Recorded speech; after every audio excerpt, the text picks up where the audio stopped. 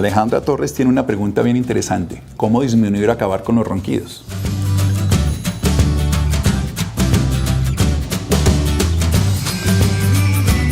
Quiero contarle a Alejandra qué hacer con los ronquidos. Facilito. Es que los músculos del cuello se relajan y también los del paladar cuando estamos dormidos y por eso se produce ese pase del aire tortuoso que genera los ronquidos. Pues es importante entender que si uno es obeso, si tiene el cuello corto, si come demasiado, incluso si bebe alcohol o tiene una postura inadecuada como estar boca arriba, va a roncar.